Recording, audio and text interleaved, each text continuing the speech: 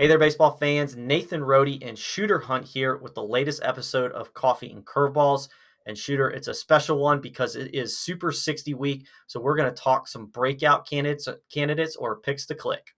Oh yeah, what better way to start the MLB draft year than having the great Super 60 in its 20th year of existence in Chicago, back in Chicago. Let's have some fun. Yes, let's definitely have some fun. Got a list of names here to talk about as picks to click for the week. You can check out the hot list article as well on prepbaseballreport.com. Might be talking about these guys again after the event, but let's start off with Austin Henry, a Mhm. big projectable righty from South Dakota. Shooter. We saw him at the area code games, and he is an absolute spin king. Yeah, I mean, Wichita State recruit kind of reminds me of Mike Pelfrey. Big physical frame, hard throwing guy, can spin the baseball. He's gonna have a chance to blow up there. We'll see what the velo's like, but I know pro scouts are locked in on this dude. They certainly are. He's one of my favorites. I'm looking forward to seeing him. Another one of my favorites is Luke Hanson, a shortstop out of my home state of Virginia. This guy can do it all, man. He's got, he can do it on the mound, but really it's about him as a position player on the left side of the infield, power from the right side of the plate, physical, projectable, also a multi sport athlete. Surprise, a multi-sport athlete committed to UVA. But we won't see him on the mound where he probably would be 90 and 92 with a real good breaking ball. Can really hit, can stick on the left side, but it's those intangible tools that really elevate him in this class. I'm looking forward to seeing him in person, seeing what that physicality brings, and I know there's 100 scouts that are looking forward to it as well. Indeed.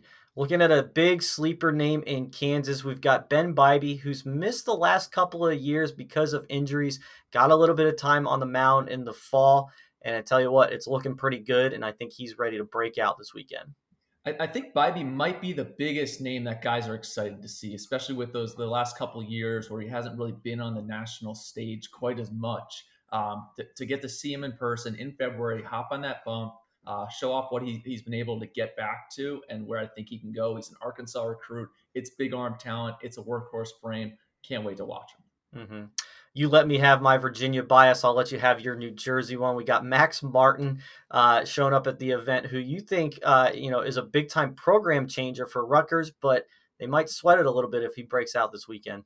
Oh, absolutely. And he really broke out at our PBR Future Games as an uncommitted guy before Rutgers committed him. hmm But what I love about him, he plays with a chip on his shoulder. He's a little bit less talked about with so many high profile arms the last few years coming out of the Garden State. Gets out there, gets after it. He's added some physicality to the frame, can stick at shortstop, and the bat's definitely going to play. hmm And if you listen to our podcast this week, you know that Sean Duncan's pick to click is Greg Pace Jr. out of Michigan, committed to Michigan, but big time athlete, and those guys are always easy to bet on. Oh man, we've been preaching about the Michigan classes just keep rolling. 21, 22, 23 is coming, and even 24. But Pace, I'm excited to get my first chance to look at there. Really good athlete. Heard great things coming from Aaron Wilson up in Michigan, but we'll see him this weekend. Indeed. Now to Texas, we've got an interesting class of shortstops in the state this year, and Anthony Silva and Travis Sanders are part of that group, and they're going to be at the Super 60 to represent the Lone Star State. Yeah, it's really a three-headed monster of shortstops coming out of Texas in Silva, Sanders, and then also Jalen Flores. So the two of them will be there. Silva can really pick it. It's clean as shortstop. It's about as polished as you'll see. He's a TCU recruit. And then Sanders, who just was swinging an explosive barrel late in the summer against some high-profile premium arms. He's a good defender as well. So I'm looking forward to seeing both of them because you know, Rhodey, every year Texas is rolling out all sorts of draft prospects. They certainly are.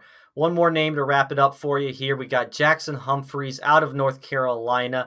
That velo's been creeping up, and there's been some big numbers reported out of some early bullpens for him. Oh yeah, and this was a guy coming out of the future games that was one of my sleepers because he just spun the baseball so well. It was more of a slender frame. He's kind of wiry, athletic. He's added some physicality. The velos can continue to climb, and when you have that innate ability to spin the baseball with that aptitude, the upside is clearly there. And I can't wait for this dude to hop on that bump. Me too. So those are just a handful of picks to click. Be sure to check out the hot list on prepbaseballreport.com for plenty more names and follow all the action this weekend from the hashtag Super 60 on Sunday as well as after the event. But as always, for Shooter Hunt, I'm Nathan Rohde. This was Coffee and Curveballs. And until next time, we'll see you guys at the ballpark.